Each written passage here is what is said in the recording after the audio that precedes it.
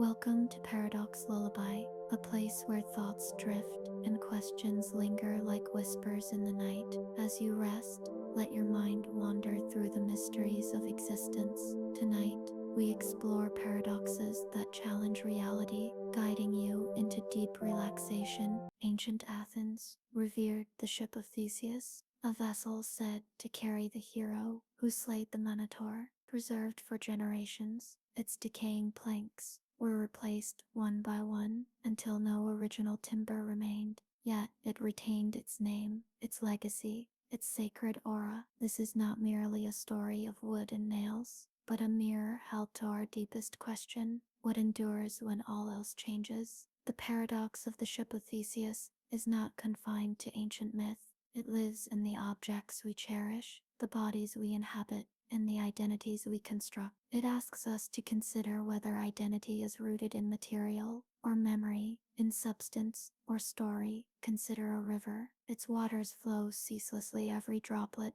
replaced within moments. We name it the Nile, the Ganges, the same, yet no molecule remains the same. Is the river its water or its path? A child stuffed bear, patched and restuffed over decades, lives on as a relic of love. When the last thread of its original fabric dissolves, does the bond dissolve with it? Your body, too, is a river. 90% of your cells regenerate yearly, taste buds every 10 days, liver cells every 6 weeks, a skeleton remade every decade. You are a procession of transient matter, yet your memories, your fears, your hopes persist. Where, then, does your self reside? Philosopher Thomas Hobbes proposed a chilling addendum. Suppose the discarded planks were reassembled into a second ship. Which vessel claims the title Ship of Theseus? The pristine replica or the rotting original? This is no abstract puzzle. Modern museums face this dilemma daily. Is the Wright brothers' flyer authentic if 80% of its wood is restored? Is a Van Gogh still a Van Gogh after 3 layers of conservation varnish? We instinctually cling to continuity. A heirloom watch, though rebuilt, ticks with the rhythm of generations. A nation's constitution, amended yet unbroken, carries the weight of history. But continuity is a story, a narrative we stitch from fragments. Consider the paradox of personal identity. If you replace every part of a car, engine, tires, seats, even the paint, is it still the same car? Most would say no. Yet, if you replace every cell in your body, skin, bones, organs, you remain undeniably yourself. Why? Because identity is not merely a collection of parts, but a pattern, a rhythm, a story. Neurologists note that every memory we recall is subtly altered in the retelling. Your first kiss, your greatest loss, these are not recordings, but sculptures reshaped by time. If all your neurons were replaced, would your soul persist? Buddhist philosophy argues yes. The self is a flame passed between candles, neither identical nor distinct. This paradox extends beyond the individual. Nations, cultures, and even languages undergo constant transformation. The English spoken today bears little resemblance to its medieval ancestor, yet we call it the same language. The United States of 2023 is vastly different from the fledgling Republic of 1776, yet it retains its name and identity. What then is the threshold of identity? Is it a percentage of original material, a continuity of form and function, or is it something more elusive,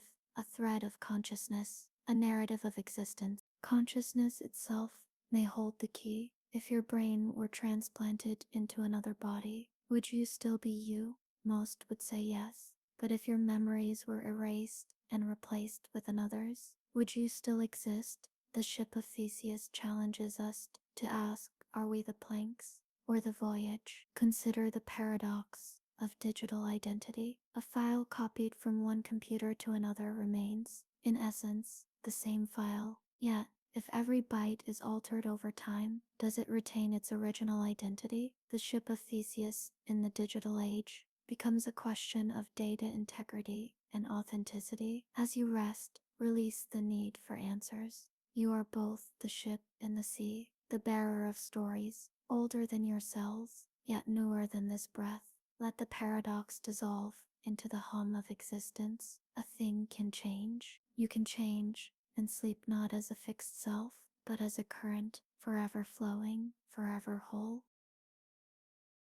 The friendship paradox. Soft, ethereal music fills the space, like distant chimes carried on a gentle wind. Have you ever felt like your friends have more friends than you do? That somehow you exist in a world where everyone else seems to be better connected, more social, more surrounded by companionship? You are not alone in this thought. But here's the paradox. Statistically, it's true for most people. A quiet contradiction, hidden in the fabric of social networks. Imagine yourself walking into a quiet cafe. The hum of conversation surrounds you, the clinking of cups, the distant melody of a song playing softly over the speakers. You find a seat by the window and glance around, watching as people interact, friends laughing, sharing moments, their connections seemingly endless. And then the thought creeps in, do I belong in this web of connections? This is where the friendship paradox takes hold. It states that on average, most people's friends have more friends than they do, a mathematical truth, yet one that can feel deeply personal. The reason is simple yet surprising. Highly connected people, those with many friends, are more likely to be in your social circle. You are more likely to be friends with someone who has many friends than with someone who has very few. This creates an illusion. The people around you seem more connected than you are, even if it's not entirely true. Take a deep breath. Let this realization settle in. It is not a reflection of your worth, nor a sign of loneliness. It is simply a pattern woven into the structure of human connections. Now close your eyes and picture a vast web stretching out into the unknown. Each point on this web represents a person. Some points have many threads branching out, connecting them to others. Some have fewer, and yet every point, every thread plays a role in the tapestry of connection. You are part of this web, even in moments of quiet, even when it feels as if others are more connected. You exist within this intricate, delicate structure. The friendship paradox is not meant to make you feel isolated. Rather, it is a reminder of the beautiful complexity of human relationships. Your presence in this web is significant, and as you let your thoughts drift into the quiet of the night, know that you are not alone. Somewhere out there, another thread of connection is waiting. It may already exist, unseen yet present, ready to weave itself into your story when the time is right. So let go of the worry, rest in the knowledge that you belong. Let sleep take you warm and gently like a familiar embrace, and drift into the comfort of being part of something greater than yourself. Now, let's drift even deeper into this paradox. Think about social media, the endless scroll, the carefully curated lives of others, each profile filled with moments of joy, laughter, friendship, and yet, behind every screen, someone else might be wondering the same thing as you. Am I as connected as they are? The illusion of connection in the digital world only amplifies the friendship paradox. We are more exposed to the most social, the most visible, the ones whose lives appear filled with effortless relationships. But what if they too feel the same quiet uncertainty? What if they look at their own feeds and wonder if they are truly connected? Picture a party, a large gathering filled with conversation and energy. If you attend this party, you are likely to meet people who are outgoing, who thrive in crowds, and because these people are naturally more social, they are the ones who appear at many gatherings, forming the perception that most people are always surrounded by friends. But in reality, most individuals experience moments of solitude, quiet evenings, and the space between connections. The paradox is not a flaw in the way we connect, but rather a mathematical truth about networks. It doesn't mean you are less valuable, or that your friendships are any less meaningful. It simply means that the nature of social connection distributes visibility unevenly. And here is something even more fascinating. Studies suggest that people who perceive themselves as having fewer friends may actually be more mindful in their connections. They may forge deeper, more meaningful relationships, valuing the moments of companionship more profoundly. In a world where quantity often overshadows quality, this is something truly precious. Let's take this a step further. Consider how friendships shift over time. The people we were closest to 5 years ago may not be the ones we turn to today. Life moves forward, friendships evolve, and new bonds form. Just because your circle changes does not mean you are losing connections. It means you are growing. Think of your friendships like a constellation in the night sky. Some stars shine brightly, while others fade, yet every single one contributed to the picture of your life at some point. Even if you lose touch with someone, the impact they had on you remains. You are the sum of every meaningful connection you've ever had. And here's another layer to the paradox. Sometimes the quietest people, the ones who don't seem to have many friends, hold the deepest, strongest connections. They are the ones who listen, who care deeply, who value presence over popularity. They may not be surrounded by crowds, but the friendships they do have are built on something real. So if you've ever felt like your friendships are not as vast as those around you, pause for a moment. Consider the bonds you do have,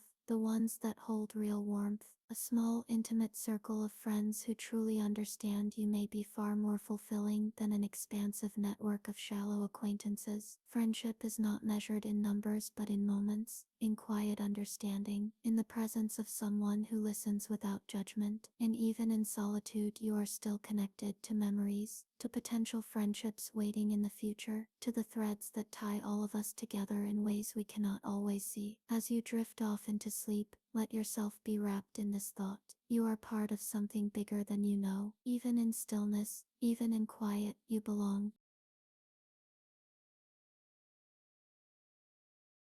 Imagine a village, not just any village, a village suspended in time, cobblestone streets, untouched by modernity, a place where every truth has its counter-truth, every riddle, its shadow. In this village, there is a barber who shaves. The barber proclaims, "I shave all those who do not shave themselves." A simple rule, a rule that spirals into infinity.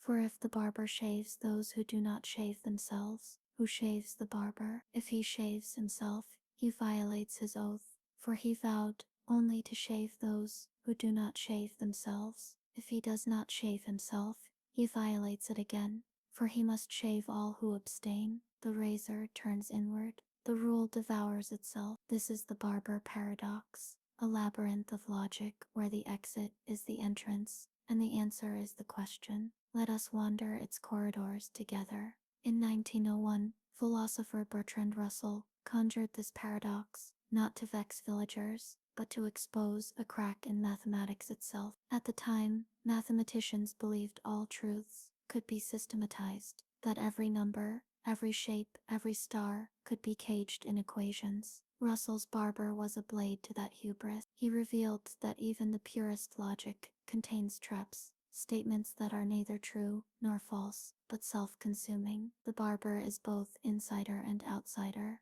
ruler and rebel. Consider a law that declares no law may govern itself. If it obeys its own decree, it must govern itself. If it doesn't, it violates itself. Governments, religions, even algorithms face this paradox. A social media platform banning harmful content must decide if its own censorship is harmful. The barber is everywhere, in the politician who campaigns against corruption, yet takes bribes, in the environmentalist who preaches carbon neutrality, yet flies private jets, in you perhaps, when you vow to be kinder to yourself, then scorn yourself for failing. Self-reference is a hall of mirrors, a label that reads, "Ignore this sign," a sentence that states, "This sentence is false." The barber's paradox is a snake swallowing its tail, a loop without end. In your life you've touched this paradox. Ever set a rule to stop making rules? Ever tried to force yourself to relax? The mind rebels. The barber's razor hovers. Ancient myths knew this tension. The Greek oracle who predicted Oedipus would kill his father, a prediction that caused the murder. The Buddhist teaching that attachment to non-attachment is still attachment.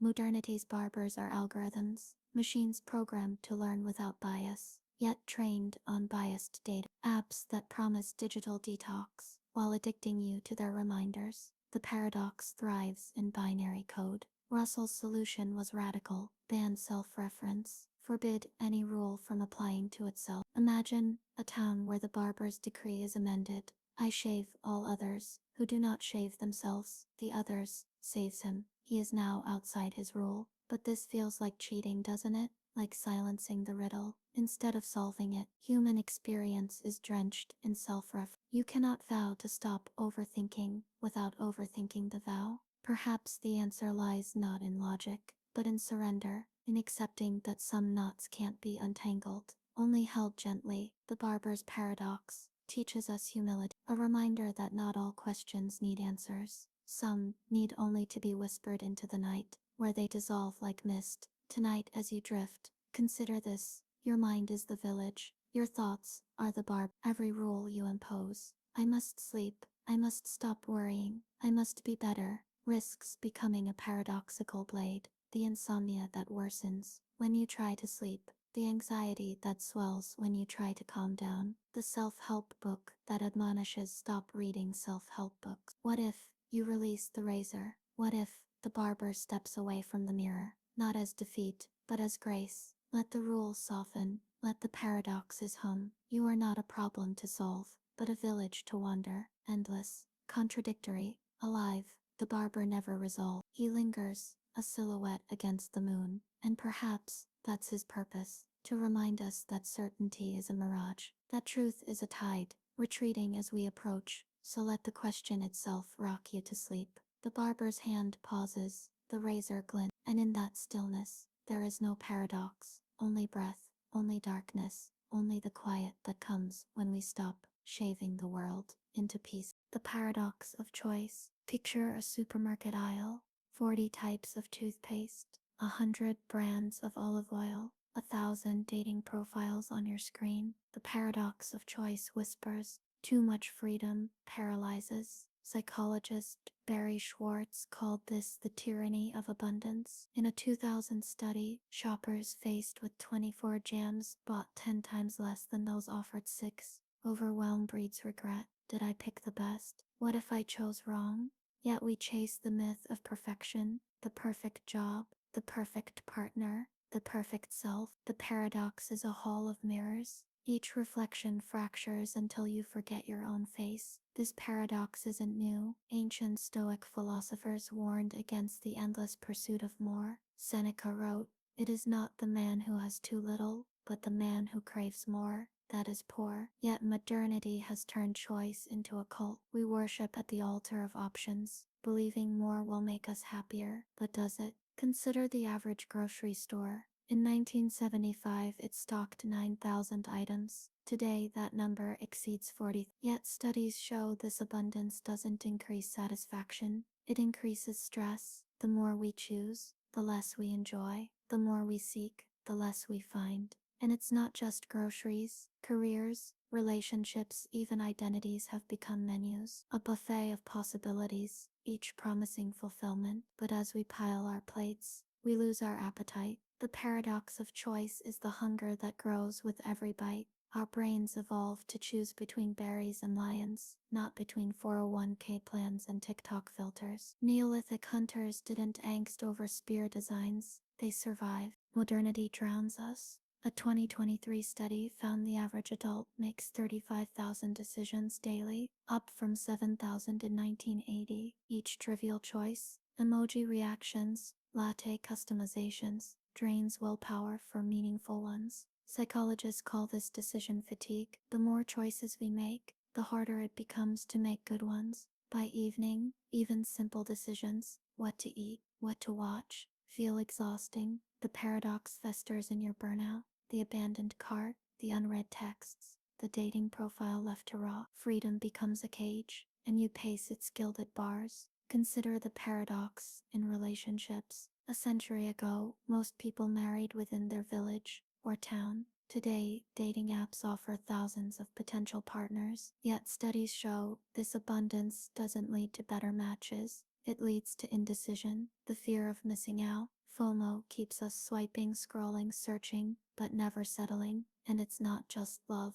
Careers, hobbies, even lifestyles have become endless menus. The paradox of choice is the modern curse. The more options we have, the less satisfied we become. Regret haunts every choice. The job offer declined, the trip postponed, the love unconfessed. Kierkegaard called it the dizziness of freedom, the vertigo of infinite path. Marketers exploit this. Limited edition, last chance, FOMO metastasizes into existential dread. You scroll, click, compare, yet satisfaction evaporates like morning dew. Even nostalgia is poisoned. Your best memories are accidents. The unplanned road trip, the random concert. Control is an illusion, and the tighter you grip it, the faster it slips. Consider the paradox in careers. A century ago, most people followed their parents' professions. Today, we're told we can be anything, yet this freedom is a double-edged sword. The pressure to choose right paralyzes us. The fear of regret keeps us stuck. And it's not just careers. Every choice carries the weight of what might have been, the road not taken, the life unlived. The paradox of choice is the ghost that whispers, "What if?" But what if the ghost is wrong? What if there is no right choice, only the choice we make? What if regret is not a sign of failure, but a reminder that we are alive, that we care, that we dared to choose at all? The paradox of choice is not just a burden, it is a mirror, a reflection of our hopes, our fears, our humanity. And perhaps in that reflection, we can find not answers, but peace. Monks and minimalists know the secret. Less unlocks more. Steve Jobs wore the same black turtleneck daily. Einstein owned 7 identical suits. A closet with 7 shirts sparks creativity. A calendar with white space breathes. The Japanese concept of wabi-sabi finds beauty in imperfection. A cracked vase, a faded photo, a choice made and released. Practice radical acceptance. There is no best, only good enough. The latte, the lover, the life none will fulfill you. Joy lives in the surrender, not the selection. Consider the paradox in art. A blank canvas offers infinite possibilities, yet it is the artist's constraints that create meaning. A sonnet's rigid structure gives rise to its beauty. A symphony's rules allow for its freedom. The paradox of choice is not a curse, it is an invitation to embrace imperfection, to find joy in the journey, not the destination, to let go of the need for the best, and instead cherish the good enough. And perhaps in that surrender, we find not less, but more peace, more presence, more life. So what is the paradox of choice? It is the truth that abundance can starve us, that endless options breed anxiety, not joy, that chasing perfection blinds us to the beauty of enough. But tonight, let the question cradle you, and in that stillness, there is no paradox, only breath, only darkness, only the quiet that comes when we stop choosing the world. The value paradox. Why are diamonds costly while water essential for life is cheap? Adam Smith posed this riddle in 1776, exposing the paradox of value. Scarcity, not utility, often dictates worth. A desert wanderer would trade gems for a sip, yet markets invert this logic daily. This paradox isn't just economic. We chase accolades over joy, screens over sleep, clutter over space. The more abundant something becomes, the less we cherish it. Air is free until you're drowning. Ancient Taoists warned of this inversion. Lao Tzu wrote, "He who knows he has enough is rich." Yet modernity equates value with rarity, turning life's essentials into afterthoughts. Consider the tulip mania of 1637. A single tulip bulb sold for 10 times a craftsman's annual wage. Today, those bulbs rot in gardens worthless. Value is a story we tell, a collective hallucination. The paradox lives in your choices. The luxury car you covet but cannot afford. The vintage wine you save for a special occasion that never comes. The paradox whispers, what we cannot have, we overvalue. What we have, we undervalue. Markets thrive on perceived value. Cryptocurrencies, NFTs, vintage sneakers, all follow the same script. Rarity breeds desire. Desire inflates price, and price masquerades as value. But when the story crumbles, so does the worth. Even love isn't immune. We idolize the unattainable, dismiss the devoted. The paradox whispers, what we cannot have, we overvalue. What we have, we undervalue. Philosopher Karl Marx called this commodity fetishism, confusing price for meaning. A painting's value lies not in its canvas, but in the awe it inspires. Yet, auctions reduce wonder to numbers. Consider the art world. Van Gogh sold one painting in his lifetime. Kafka wanted his work burned. Value often blooms posthumously. When the market's noise fades, the paradox forces us to ask, what is truly valuable? Is it the rare or the meaningful, the expensive or the essential? Your closet brims with clothes you never wear. Your phone buzzes with unread messages. Your schedule overflows with meetings that could have been emails. The value paradox lives in your burnout. The promotion you chased but regret. The vacation you planned but canceled. The paradox asks, when does more become less? Consider time. Please save it, spend it, kill it, yet cannot stockpile it. The wealthy buy gadgets to save time, only to fill it with more distractions. The paradox reminds us scarcity creates meaning, but only if we notice it. The paradox also lives in relationships. The friend you take for granted, the family member you ignore, the partner you forget to cherish. The paradox whispers, what we have, we undervalue. What we lose, we mourn. Attention is the true economy. What you focus on grows, what you ignore withers. Yet we auction our focus to the highest bidder. Ads, algorithms, endless scrolls. The Japanese practice of kintsugi, repairing broken pottery with gold, teaches that flaws can elevate value. A crack isn't a defect, but a story. The value paradox invites us to mend, not replace. To see abundance in the broken. Artists know this. Van Gogh sold one painting in his lifetime. Kafka wanted his work burned. Value often blooms posthumously. When the market's noise fades, the paradox forces us to ask, what is truly valuable? Is it the rare or the meaningful, the expensive or the essential? What is the value paradox? It is the riddle of worth in a world of want, the disconnect between price and meaning, scarcity and essence. But tonight, let the question cradle you. The diamonds dim, the water stills, and in that quiet, there is no paradox, only breath, only darkness, only the worth you find when you stop counting the world.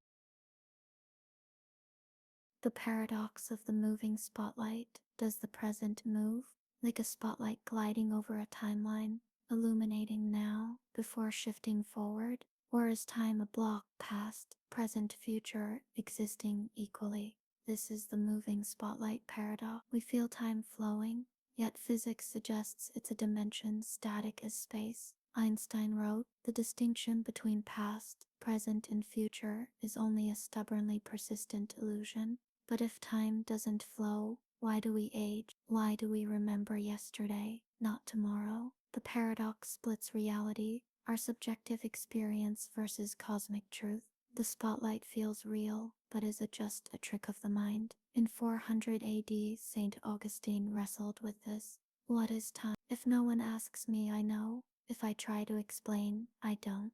He saw time as a mental construct, a stretching of the soul toward memory and expectation. Modern philosophers like J.M.A. McTaggart argue time's flow is illusory. The moving spotlight is a myth, a way to make sense of our finite lives. Yet without this myth, would we fear death, cherish moments? The paradox lives in your nostalgia, your anxiety, your midnight thoughts of roads not taken. It asks, is time a river or a frozen sea? Quantum physics deepens the mystery. Entangled particles ignore linear time, reacting to future events. Is the spotlight moving, or are we just bad at seeing the whole stage? You save photos to capture time. You dread birthdays, mourning lost youth.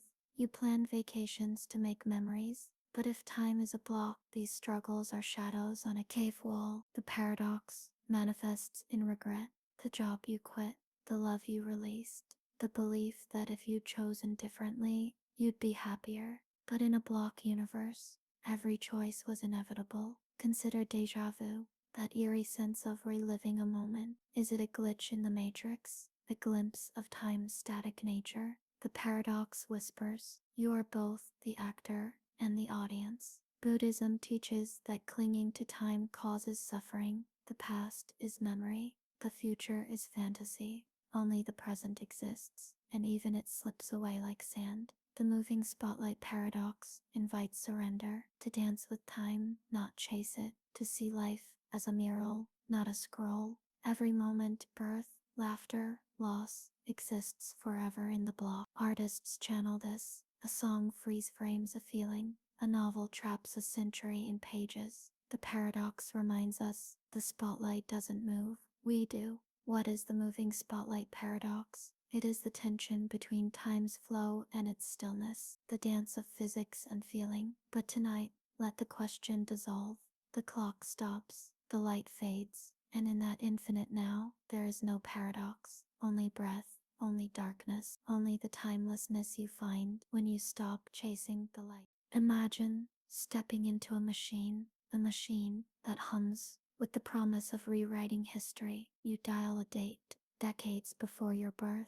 The air shimmers, the world dissolves, and there you stand, face to face with your grandfather. You raise a hand, a single action, a word, a gesture, a bullet could erase him from existence. No grandfather, no parents, no you. But if you never existed, who pressed the machine's buttons? Who stood in that room, hand raised, poised to unravel the thread of time? This is the grandfather paradox. A riddle where causality bends like light around a black hole. It is not merely a thought experiment. It is a mirror held to the fragility of existence, a reminder that every moment is a thread in a tapestry, and every thread, if pulled, could unravel the whole. The paradox was first articulated by science fiction writer René Barbeau in 1943, but its roots stretch deeper. Ancient myths whisper of time's circularity. The Greek fates spun, measured, and cut the threads of life. Hindu cosmology speaks of endless cycles, creation, preservation, destruction. Even modern physics dances with the idea of time loops. Albert Einstein's equations permit closed time-like curves, paths, where time loops like an Ouroboros. In theory, you could travel back to the moment of your birth and watch yourself emerge into the world. But what if you intervened? What if you prevented your own birth? Physicists propose solutions. The self-consistency principle suggests the universe would conspire to stop you. A jammed gun, a slipped foot, a sudden change of heart. But this feels unsatisfying. Like the universe is a scriptwriter, erasing plot holes with a wave of the hand. Quantum mechanics offers another escape: parallel universes. Each decision spawns a new timeline. Kill your grandfather, and you create a branch where you never existed. But the original timeline remains untouched. You are both the assassin and the ghost of a life never lived. This idea, known as the many worlds interpretation, was proposed by physicist Hugh Everett in 1957. It suggests that every choice, every chance event, splits reality into infinite branches. In one universe, you exist. In another, you are a footnote, a ripple, a memory. Your life is already a palimpsest of choices. The job you took, the lover you left, the train you missed. Each decision erases a version of you. Time travel merely makes the erasure literal. Consider the butterfly effect. A single flap of wings in Brazil could set off a tornado in Texas. A single word to a stranger could alter the course of their life. You are both the butterfly and the tornado, the cause and the effect. The grandfather paradox is not confined to science fiction. It lives in your regret, your what-ifs, your dreams of rewriting the past. But what if the past is immutable?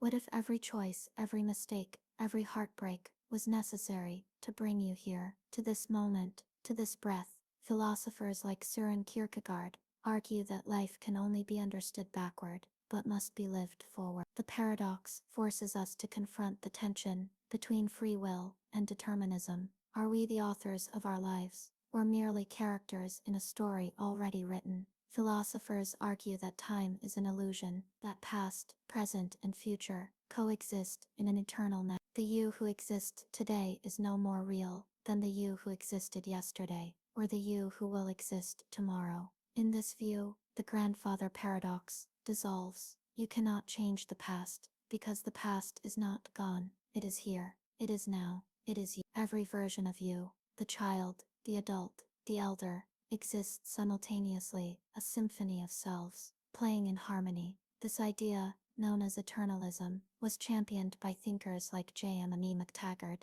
and later echoed in Einstein's theory of relativity. Time, they argue, is a dimension, like space. The past, present, and future are equally real, equally present. The grandfather paradox never resolves. It lingers, a shadow on the edge of thought, and perhaps that's its purpose, to remind us that certainty is a mirage, that truth is a tide, retreating as we approach. So, let the question itself rock you to sleep. The machine hums, the clock ticks, and in that stillness, there is no paradox, only breath, only darkness, only the quiet that comes when we stop rewriting the world. Imagine a heap of sand, a golden mound, glinting in the sun. Now, remove one grain. Is it still a heap?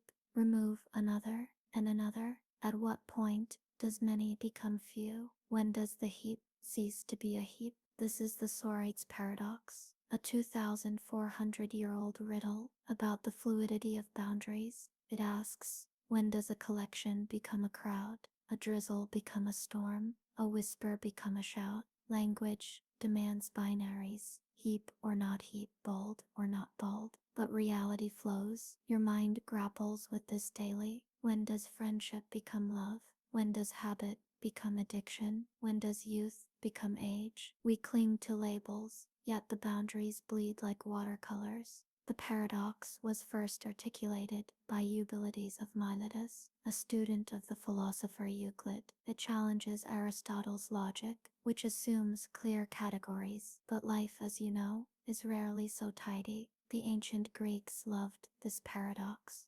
Eubulides used it to challenge Aristotle's belief in clear definitions. If one grain doesn't make a heap, how can a million? If one step doesn't make a journey, how can 1,000? Modern philosophers propose solutions. Some suggest that concepts like heap are inherently vague. Others argue there is a precise threshold. We just don't know it. But these feel clinical, like dissecting a butterfly to understand its flight.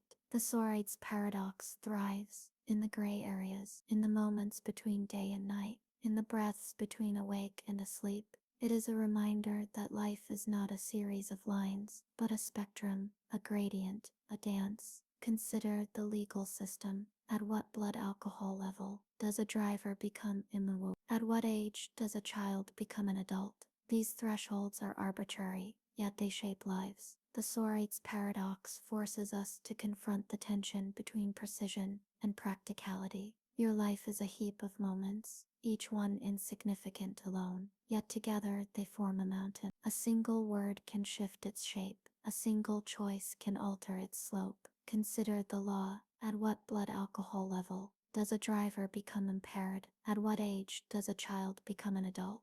These thresholds are arbitrary, yet they shape life. The SORITES paradox is not confined to philosophy. It lives in your relationships, your habits, your identity. You are both the heap and the grain, the whole and the part, the question and the answer. Philosophers like Ludwig Wittgenstein argue that language is a game. The rules are fluid, the boundaries negotiable. The SORITES paradox reminds us that meaning is not fixed, but emergent. Think of a friendship.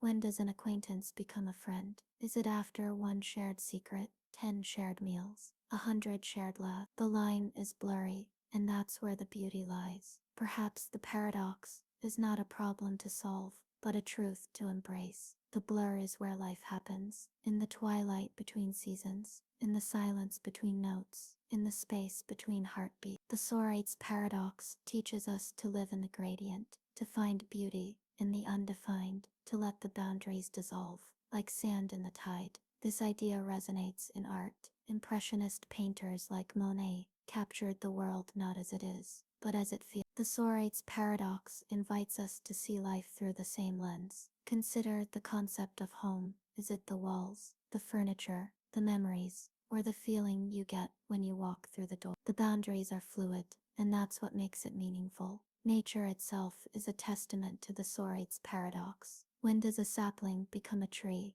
When does a stream become a river? When does a star become a galaxy? Biologists struggle with these questions. At what point does a collection of cells become an organism? At what point does a species become another? The boundaries are not clear, and perhaps they don't need to be. The The SORITES paradox reminds us that life is not about drawing lines, but about embracing the flow of time, the flow of change, the flow of existence. Language itself is a heap of grains. Words shift meaning over time. A nice person in the 14th century was foolish. A villain was a farm worker. The boundaries of meaning are fluid, and that's what makes language alive. The SORITES paradox challenges us to think about how we define things. Is a heap defined by its size, its shape, its purpose? The answer is unclear, and that's the point. Consider the word art. What makes something art? Is it the intention of the creator, the reaction of the viewer, the context in which it exists? The boundaries are blurry, and that's what makes art powerful. The heap never resolves, it lingers, a question whispered in the wind, and perhaps that's its purpose, to remind us that certainty is a mirage, that truth is a tide, retreating as we approach. So, let the question itself rock you to sleep. The sand shifts, the wind hums, and in that stillness, there is no paradox, only breath, only darkness, only the quiet that comes when we stop counting the dream. Are you real or a hallucination of chaos? The Boltzmann brain paradox posits that random quantum fluctuations could birth a self-aware mind for a nanosecond. Statistically, you're more likely to be such a phantom than a product of 13 billion years of evolution. This is cosmology's ultimate existential gamble. If the universe tends toward entropy, why does order exist? Why do you exist? The odds of your precise arrangement of atoms are lower than a tornado assembling a piano in a junkyard. Yet here you are, breathing, remembering, doubting. Perhaps reality is less a clockwork and more a dream dreamed by nothingness. The paradox is named after Ludwig Boltzmann, a 19th century physicist who studied entropy. He proposed that order could arise from chaos, but at a cost. The cost is the Boltzmann brain, a fleeting consciousness born of randomness.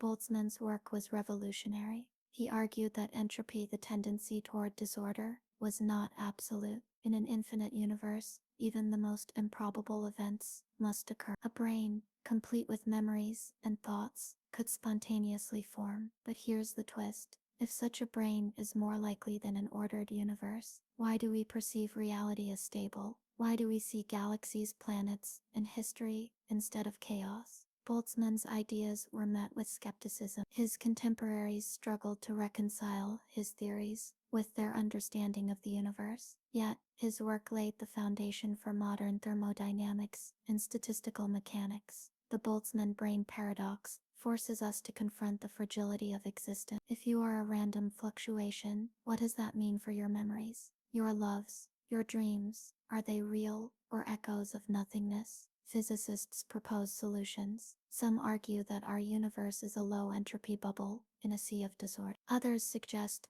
that consciousness itself shapes reality, but these theories feel incomplete, like trying to map the ocean with a teaspoon. Consider the implications. If Boltzmann brains are more probable than ordered universes, why do we perceive reality as stable? Why do we see galaxies, planets, and history instead of chaos? The paradox challenges our understanding of existence itself. The idea of a Boltzmann brain is not just a theoretical curiosity, it has profound implications for our understanding of reality. If consciousness can arise from random fluctuations, what does that mean for our sense of self? Are we the product of billions of years of evolution, or a fleeting anomaly in an infinite void? Your life is a series of improbable events, the exact sperm meeting the exact egg, the exact choices leading to this moment. The odds are astronomical, yet here you are. The Boltzmann brain paradox lives in your doubts, in the moments when you question your reality, in the dreams that feel more vivid than waking life.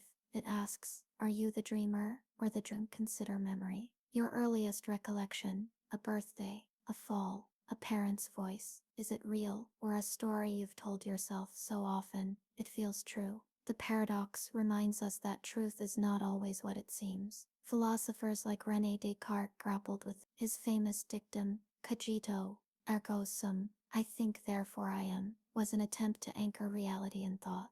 But even thought can be a phantom. The paradox also resonates in art. and literature. In Jorge Luis Borges' short story The Circular Ruins, a man dreams another man into existence, only to realize he himself is a dream. The Boltzmann brain paradox invites us to question the nature of our own reality. Perhaps the paradox is not a problem to solve, but a truth to embrace. Uncertainty is where wonder lives, in the questions without answers, in the mysteries without solutions. The Boltzmann brain paradox teaches us to find meaning in the improbable, to see our existence not as a fluke, but as a miracle, a fleeting spark in the void. This idea resonates in art. Surrealists, like Salvador Dali, painted dreams as reality. The paradox invites us to see life through the same lens, to find beauty in the blur. Consider the concept of time. Physicists argue that time is not linear, but a dimension, like space. The past, present, and future coexist in an eternal now. The Boltzmann brain paradox challenges us to see our lives not as a sequence of events, but as a tapestry of moments. The Boltzmann brain never resolves, it lingers, a question whispered in the cosmos, and perhaps that's its purpose. To remind us that certainty is a mirage, that truth is a tide, retreating as we approach. So let the question itself rock you to sleep. The stars hum, the void whispers, and in that stillness, there is no paradox. Only breath, only darkness, only the quiet that comes when we stop questioning the dream. The more you chase happiness, the faster it flees. This is the paradox of hedonism. Obsess over joy, and you suffocate it. Seek meaning instead, and joy alights like a butterfly. Studies show those who pursue pleasure report less life satisfaction than those pursuing growth. A musician fixated on fame grows bitter. One lost in the music finds bliss. A relationship forged for happiness crumbles. One built on mutual care outlives storms. Your happiest memories likely came unplanned. A sudden sunset, an unscripted kiss, a child's laugh. Happiness is a shadow. Stare at it, and it vanishes. Walk toward the light, and it follows. The paradox was first articulated by philosopher Henry Sidgwick in the 19th century. It challenges the very foundation of hedonism, the belief that pleasure is life's ultimate goal. Sidgwick argued that happiness cannot be pursued directly. It must arise as a byproduct of meaningful activity. This idea echoes in the teachings of ancient philosophers like Aristotle, who believed that eudaimonia flourishing comes from living a life of virtue and purpose. Imagine a man who dedicates his life to pleasure, fine wines, gourmet meals, luxurious vacations. Yet, over time he grows restless. The wines lose their flavor, the meals their savor, the vacations their escape. This is the hedonic treadmill, a cycle where pleasure demands ever greater stimulation. The paradox lies in its futility. The more you chase happiness, the more it eludes you. Psychologists call this hedonic adaptation. Humans quickly return to a baseline level of happiness, regardless of external circumstances. A lottery winner and a paraplegic, studies show, report similar levels of happiness within a year of their life-changing events. The paradox of hedonism forces us to ask, is happiness a destination or a byproduct, a goal or a gift? Consider the concept of flow. Psychologist Mihaly Csikszentmihalyi describes flow as a state of complete immersion in an activity. In flow, time seems to vanish. Happiness is not the goal, but the result of losing oneself in the moment. Your life is a tapestry of pursuits. The job you took for status, the relationship you nurtured for comfort, the hobbies you picked for joy. Yet, the moments that truly fulfill you are often unplanned. Consider a musician. If she plays for fame, the applause becomes a drug.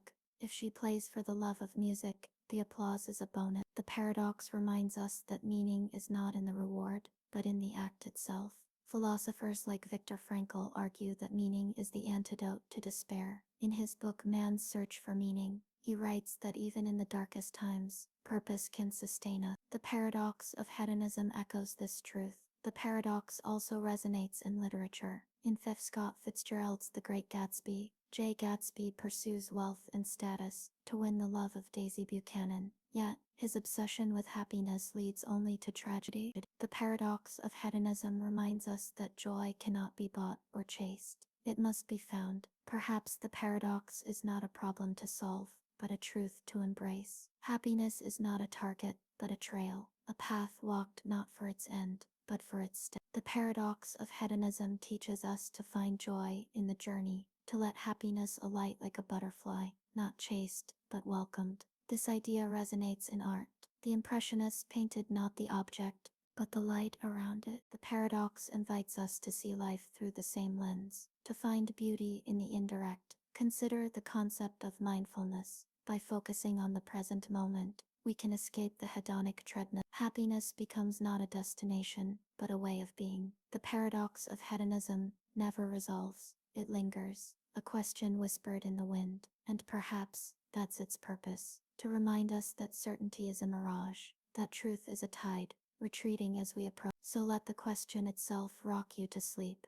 The laughter fades, the rain hums, and in that stillness, there is no paradox, only breath, only darkness, only the quiet that comes when we stop chasing the shadow. The paradox of tolerance. Imagine a snake coiled in on itself, jaws clamped around its own tail, a symbol of infinity, yes, but also of paradox. Philosopher Karl Popper used this image in 1945 to describe the paradox of tolerance. A tolerant society, he argued, cannot tolerate intolerance, lest it be devoured by the very forces it sought to welcome. But where does tolerance end and self-destruction begin? Ancient Athens voted to exile threats using clay shards. Rome executed dissenters to preserve Pax Romana. Today, we ban hashtags, freeze accounts, and debate laws. The methods change, the dilemma remains. In 1933, Weimar Germany allowed the Nazi Party to rise, believing democracy's tools debate free speech would neutralize extremism. By 1939, the Reichstag was ash, and the world learned a brutal lesson. Tolerance untethered becomes a weapon for its own annihilation. Yet suppression risks tyranny. Ban a symbol, and it becomes a martyr. Silence a voice, and it gains mythic power. The paradox forces us to balance on a blade's edge. Too much mercy, and the center crumbles. Too much justice, and freedom suffocates. Now, picture this, a labyrinth of ones and zeros, where outrage is currency and lies outrun truth. The 21st century twists Popper's paradox into digital shapes. Social media algorithms amplify hate disguised as free speech. A post advocating genocide lingers for days, racking up views, while moderators debate, does this violate community standards? Elon Musk's X Twitter reinstates banned accounts, calling it liberty. Meta's oversight board deliberates over dehumanizing memes. Democracies now fight asymmetrical wars. Open societies struggle to combat bad actors, weaponizing their own tools. Legal scholar Cass Sunstein warns of liberal overcringe, censoring too much, stifling progress. Yet poet Maya Angelou countered, hate has caused a lot of problems, but it has not solved one. The paradox lives in your scroll, the post you report, the comment you delete. When does moderation become suppression? When does silence become complicity? The answer is written in shadows. Now, turn inward. Your life is a tapestry of micro-judgments, a racist joke at a family gathering, a colleague sharing conspiracy theories over coffee, a friend justifying cruelty as tradition. The paradox lives in your hesitation, your muted your unfollowed account. MLK believed love could disarm hate. Malcolm X argued only force could break chains. Both men died for their answers. Even kindness can poison. Respecting anti-vaxxers kills. Tolerating climate denial drowns island. The paradox forces impossible choices. Community or freedom, safety or liberty. In 2017, white supremacists marched in Charlottesville, chanting "Jews will not replace us." Authorities permitted the rally, citing free speech. A counter-protester, Heather Heyer, was murdered. When does tolerance become collaboration? When does inaction become violence? Philosopher John Rawls offered a lifeline. Tolerate all who accept reciprocity, the golden rule. But who defines reciprocity? A Uyghur in Xinjiang? A trans teen in Texas? A refugee pleading at a border? Ancient Athens ostracized threats with clay shards. Rome fed dissenters to lions. Today, we deplatform, demonetize, and debate. The pendulum swings between mercy and justice. Too far left tyranny, too far right anarchy. The paradox has no solution, only rhythm, a dance of trade-off, a waltz with shadows. To breathe is to choose is to lose, but loss is the price of living. What is the paradox of tolerance? It is the riddle that a society must sometimes limit freedom to protect freedom, that to preserve peace, we must sometimes confront violence, a snake devouring its tail, yet still slithering onward. But tonight, let the question cradle you. The debates will rage, the pendulum will swing, yet here, in the quiet, there is no paradox, only breath, only darkness, only the stillness that comes when we stop judging the world. In 1945, philosopher Karl Hempel exposed a fissure in human reason. He argued that observing a green apple confirms the statement, all ravens are black. To the rational mind, this is sound. To the intuitive heart, it is absurd. Let us unravel why both may be true. The Raven paradox is not merely a puzzle of logic. It is a window into the human condition. It challenges us to reconcile the cold precision of science with the warm complexity of lived experience. Science thrives on contraposition. All A are B equals all non-B are non-A. Thus, every non-black object, apples, snowflakes, sunsets, that isn't a raven, supports the theory, but this creates a surreal hierarchy. A single white sock in your drawer becomes evidence, while a black raven, observed for hours, is merely one data point. Imagine two labs. Lab A studies 10,000 ravens, all black.